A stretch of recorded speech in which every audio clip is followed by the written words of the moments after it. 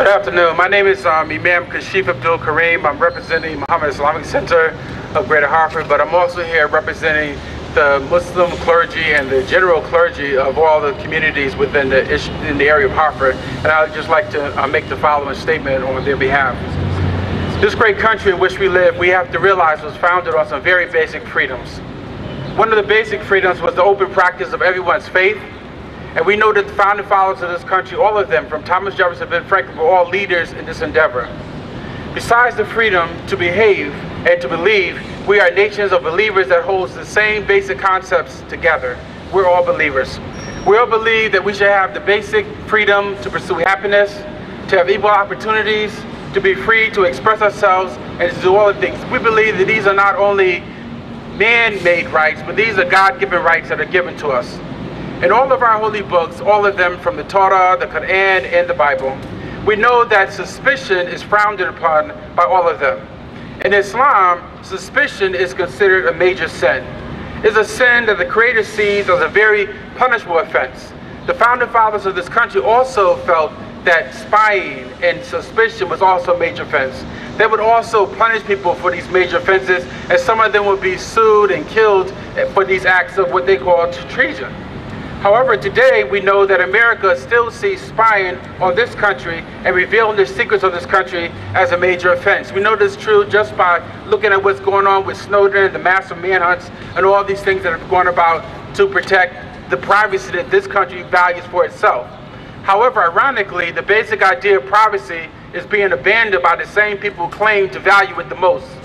America, in particular, the New York Police Department, is spying on the citizenship of this country. Some people say they're only spying on Muslims, so it doesn't matter. Well, you have to remember that it really didn't just start there.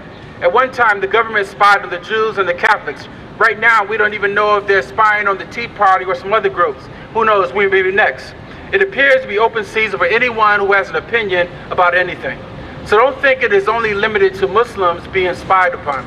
Don't be deceived, it may be you tomorrow. Once precedence is established, it opens the door for more abuse. We have to remember that when Kennedy ran for president of the United States, people feared a Catholic president. When Biden ran for office, the question of his religious diversity crept in immediately. And then when Obama ran, they wanted to make him a Muslim. Why? So that he would become hated.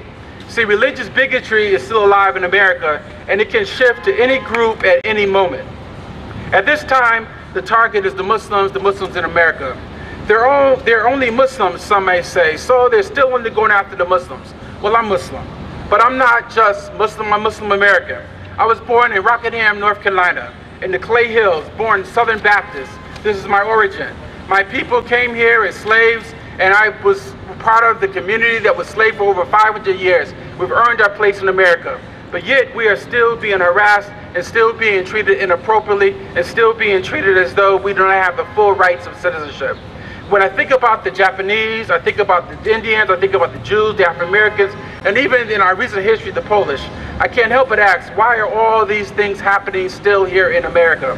It's because America has not yet identified the true values and living up to the true values that it really values.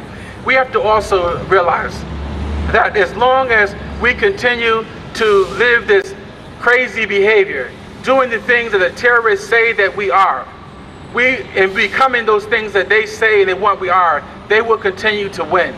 They will win as long as we become the things that they claim we are, instead of us keeping the values that we cherish so much.